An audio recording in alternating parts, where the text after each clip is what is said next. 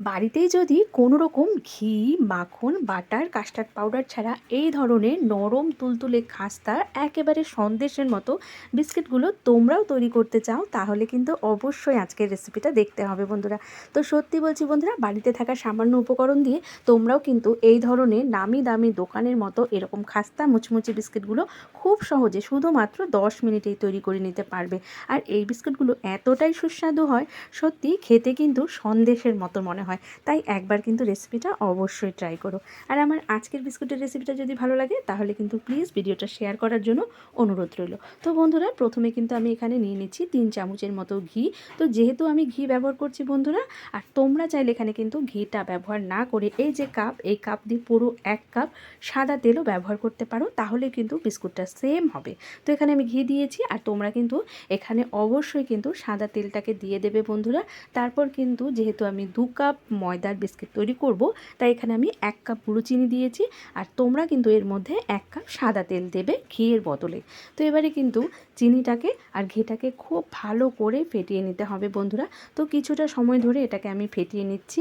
এখন কিন্তু এর মধ্যে বাকিটা আমি তেল ব্যবহার করছি। তো আমি অল্প ঘি দিয়েছি, আর পুরোটাই কিন্তু এখানে আমি তেল ব্যবহার করব বন্ধুরা।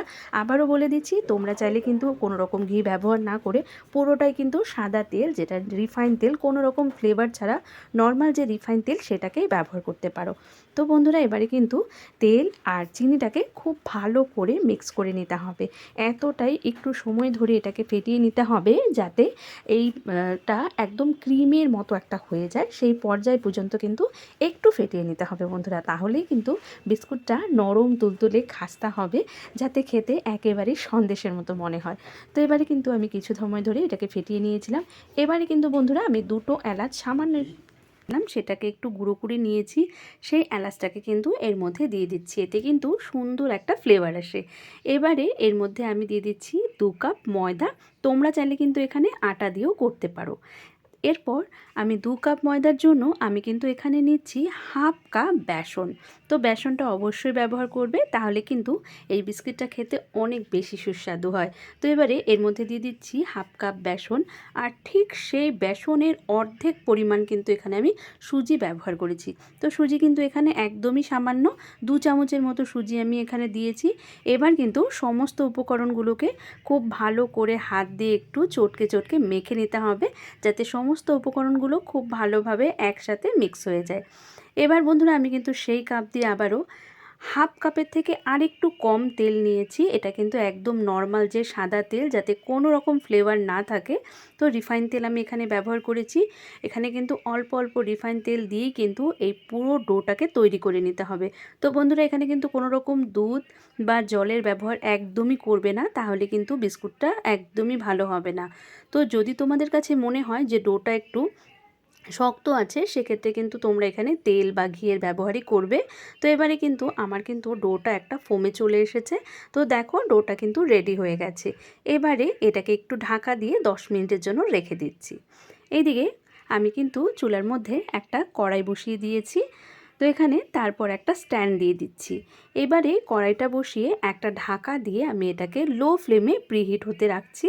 আর এইদিকে আমি যে থালার মধ্যে বেক করব, তার মধ্যে কিন্তু এখানে একটা পেপার লাগিয়ে নিয়েছি। নর্মাল যে খাতার পিস্টারের পেপার, সেটাই আমি এখানে লাগিয়ে নিয়েছি। এর মধ্যে একটু তেল ব্রাশ করে নিলে কিন্তু এটা বাটার পেপারে পরিণত হয়ে যাবে।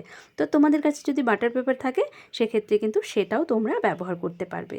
এবার আমি যে ডোটাকে তৈরি করে নিয়েছিলাম, এর থেকে কিন্তু অল্প অল্প করে লেচি করে নিচ্ছি। নিয়ে কিন্তু এইভাবে হাতের সাহায্যে আমি এরকম একটা শেপ দিয়ে নিচ্ছি ডিমের মতো। তো বন্ধুরা, তোমরা কিন্তু এটা তোমাদের পছন্দ অনুযায়ী যে কোনো শেপ দিতে পারো, যে কোনো ডিজাইন গোলও করতে পারো, লম্বাও করতে পারো। এক্ষেত্রে কিন্তু কোনো রকম অসুবিধা হবে না। তো আমার কাছে এটা ঠিক মনে হয়েছে, আমি কিন্তু এইভাবেই করেছি। তো এবারে কিন্তু সমস্ত ডোগুলোকে কিন্তু এইভাবে গোল গোল করে একটু লম্বাটে ধরনের করে কিন্তু আমি রেডি করে নিচ্ছি। তো দেখো বন্ধুরা, এটা কিন্তু আমার একদম রেডি হয়ে গেছে। তো এবারে এখানে কিন্তু প্লেটটার মধ্যে বসানোর সময় অবশ্যই খেয়াল রাখবে এটা একটা থেকে আরেকটা যেন একটু ফাঁকা থাকে, একদম পাশাপাশি বসাবে না, কারণ বিস্কুটগুলো কিন্তু ফুলে অনেকটাই বড় হয়ে যায়। এর জন্য কিন্তু পাশাপাশি বসালে সেটা কিন্তু লেগে গিয়ে একটু অসুবিধে হবে।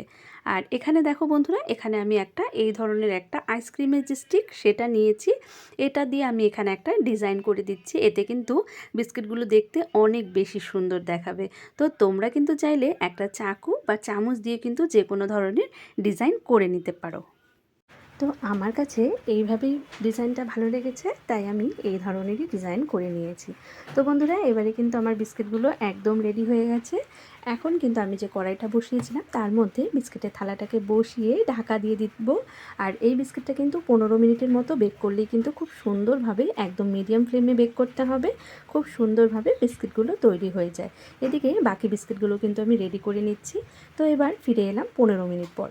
তো বন্ধুরা, 15 মিনিট পর কিন্তু বিস্কুটগুলো একদম রেডি হয়ে গেছে। ধরলে হয়তো মনে হতে পারে যে নরম, কিন্তু একদমই নয় বন্ধুরা। এটাকে আবারও গ্যাস বন্ধ করে ঢাকা দিয়ে রেখে দেবে, ঠান্ডা হলে তারপরে ডিমল্ট করবে। তাহলেই দেখতে পারবে বিস্কুটগুলো কতটা মুচমুচে আর খাস্তা হয়েছে। তো এই ছিল আমার আজকের রেসিপি। যদি ভালো লাগে অবশ্যই শেয়ার করে পাশে থেকো।